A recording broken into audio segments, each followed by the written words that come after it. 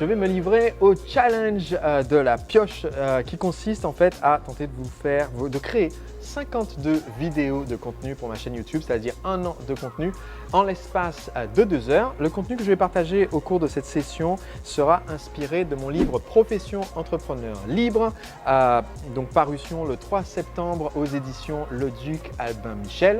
Et si vous souhaitez vous procurer mon livre et recevoir mes conseils, eh bien vous trouvez le lien dans la description de cette vidéo, professionentrepreneurlibre.com. Si vous souhaitez recevoir mes conseils gratuitement en audio tous les jours, eh bien vous trouvez aussi le lien dans la description de cette vidéo. Et enfin, si vous souhaitez participer à une de mes sessions de formation gratuites intitulée « Comment générer 100 000 € net avec votre entreprise », eh bien je vous mets aussi le lien dans la description de cette vidéo. Donc c'est parti, ce que je vais faire, c'est que je vais utiliser un petit jeu de cartes créé par un de mes clients, Fabrice Billard, qui est un expert en création de contenu gratuit sur Internet. J'ai dit à Fabrice que je voulais créer un maximum de vidéos autour du contenu de mon livre. Et en fait, il m'a parlé de ce petit jeu de cartes qu'il a créé qui s'appelle La Pioche. 1 an d'inspiration dans la paume de ma main, dit le sous-titre. Et donc, pour chaque carte, on va commencer par le 2 de pique.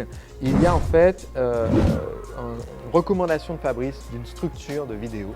Et donc, je vais en fait m'inspirer de ces structures. On va voir combien j'arrive à en faire en 2 heures chrono. Donc, je vais parler à ma caméra principale. C'est normal si je ne vous parle pas directement à vous pendant la session. Mais du coup, vous pourrez profiter des conseils en avant-première puisqu'ils vont être publiés au cours des prochaines semaines et des prochains mois sur ma chaîne. Donc, première carte, structure de contenu, le pouvoir de XYZ. Donc, je vais d'abord faire, selon la carte, une introduction qui me demande d'identifier une idée, un événement, un endroit qui a un fort pouvoir potentiel. Je vais lier les caractéristiques qui confèrent à cela son pouvoir et je vais lister les faiblesses et comment les éviter. Et je vais rappeler le pouvoir potentiel du sujet dont on parle. Le pouvoir de créer son entreprise en s'associant.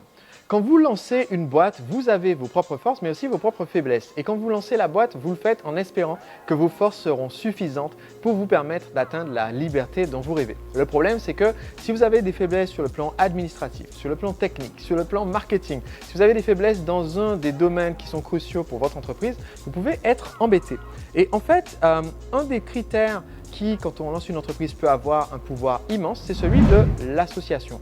Pas l'association type 1901, mais l'association avec un ami ou quelqu'un qu'on connaît bien et qui va venir complémenter nos forces. Donc, qu'est-ce qui confère à ce genre d'association leur pouvoir? C'est le fait que vous choisissiez un ou des associés qui soient complémentaires à vous. Donc, il est très important dès le départ de définir noir sur blanc quels sont les rôles de chacun des associés, quelles sont les attentes que l'entreprise a envers chacun des associés. Et ça permet d'éviter les erreurs graves que commettent beaucoup d'entrepreneurs.